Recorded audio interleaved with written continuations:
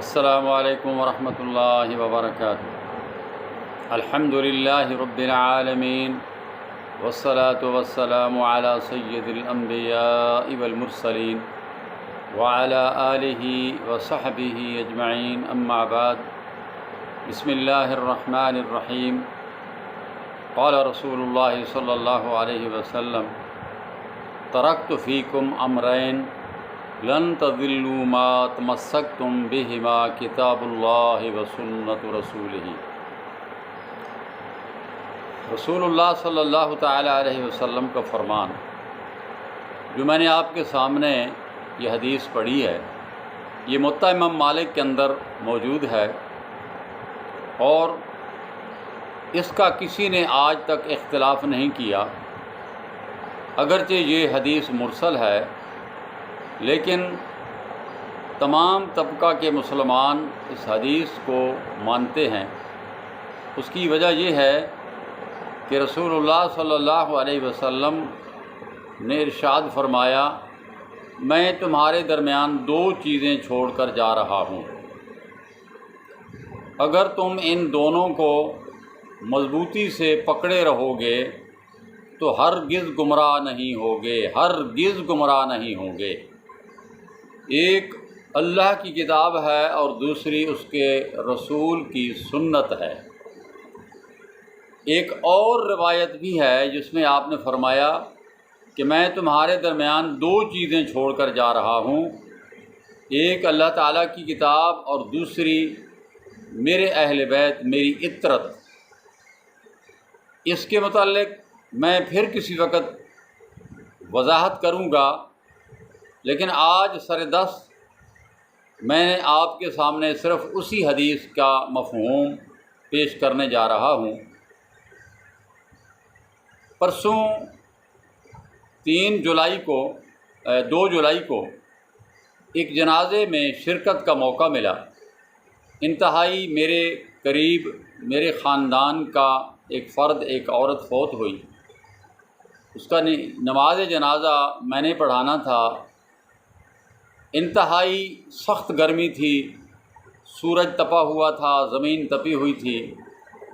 جس جنازہ گاہ میں ہم نے نماز ادا کرنی تھی، نماز جنازہ اس میت کی، وہ بھی تپا ہوا تھا، فرش پکا تھا لیکن بالکل کھلا تھا، اس کے اوپر چھت نہیں تھی، اور اس کے اوپر مٹی کی بھی تہ جمی ہوئی تھی، کنکریاں بھی پڑی ہوئی تھیں۔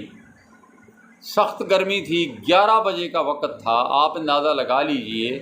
اور پھر ہمارا یہ میاں والی کا علاقہ جو گرمی میں بہت مشہور ہے۔ اب اس جنازے کے اندر جب جنازہ ختم ہوا تو لوگوں کے کچھ تاثرات اس طرح تھے کہ آج ہم نے انوکھا جنازہ پڑھا ہے، آج ہم نے عجیب جنازہ پڑھا ہے۔ اب میں آپ کو بتانا چاہتا ہوں کہ یہ انوکھا جنازہ جو تھا یہ کیوں بن گیا یہ انوکھا۔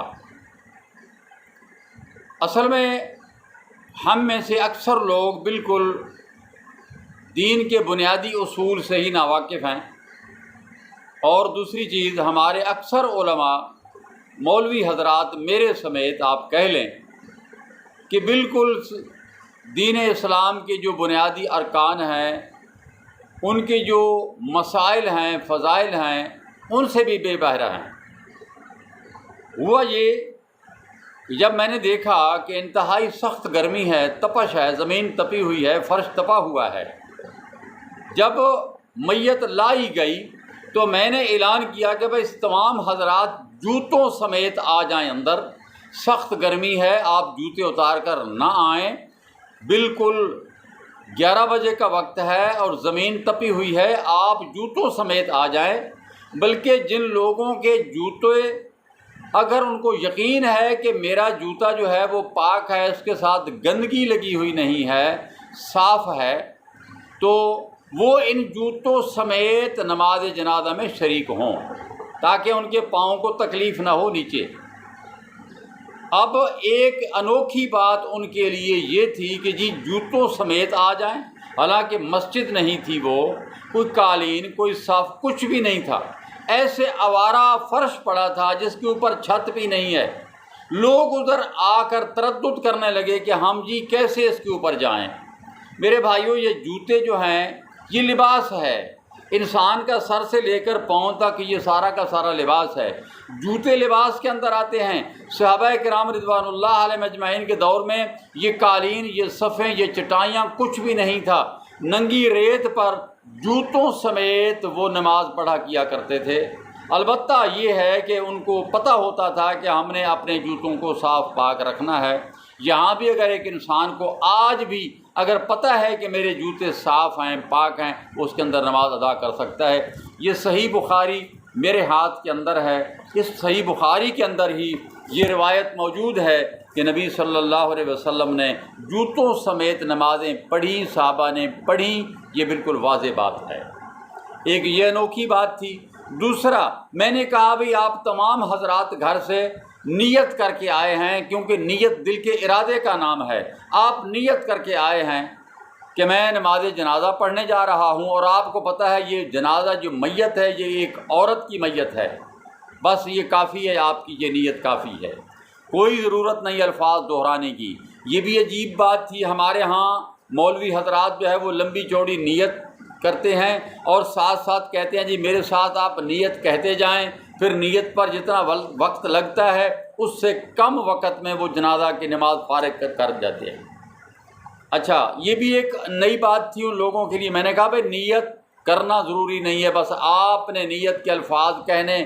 قطعی طور پر نبی صلی اللہ علیہ وسلم سے لے کر 4 اماموں تک کہیں ثابت نہیں ہے کہ کسی بھی نماز کے لیے نیت کے الفاظ زبان سے دہرائے گئے ہوں۔ نیت دل کے ارادہ کا نام ہے۔ یہ بھی ایک انوکھی بات تھی۔ پھر میں نے کہا کہ آپ نے سورۃ فاتحہ پڑھنی ہے، پہلی تکبیر کے بعد ثنا پڑھ لیں اور ثنا کے بعد سورۃ فاتحہ پڑھ لیں۔ اب یہ بھی ایک انوکھی بات تھی۔ یہ سورۃ فاتحہ کا پڑھنا جو ہے یہ بھی صحیح بخاری کے اندر، اسی صحیح بخاری کے اندر حدیث نمبر 1335 ہے۔ آپ یہ دیکھ سکتے ہیں، اس حدیث کے اندر نبی صلی اللہ علیہ وسلم کی سنت ثابت ہے کہ آپ نماز کے اندر سورۃ فاتحہ پڑھا کرتے تھے۔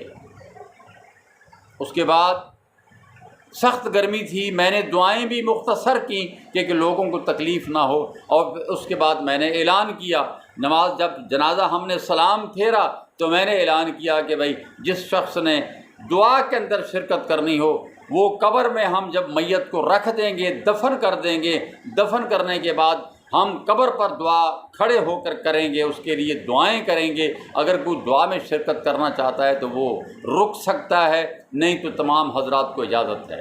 اب یہ 3-4 کام جو تھے یہ لوگوں کے لیے انوکھے تھے، اگرچہ کئی لوگوں کو پتہ ہے کہ ہم ایسا کرتے ہیں، لیکن لوگ اکثر یہاں پر یہی ہوتا ہے کہ جی جوتے جنازہ گاہ کے اندر لانے گناہ سمجھا جاتا ہے۔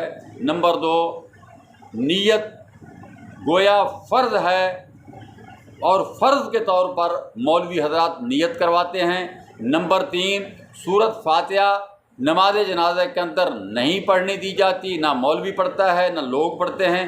اور چوتھی چیز، جنازے سے 4 تکبیرات کے بعد فارغ ہونے کے بعد جو دعا کی جاتی ہے، مختلف دعائیں کی جاتی ہیں، کلام اکٹھے کیے جاتے ہیں، کلام بخشے جاتے ہیں، یہ تمام چیزیں جو ہیں یہ نبی کریم صلی اللہ علیہ وسلم سے لے کر 4 اماموں تک کہیں ثابت نہیں ہے۔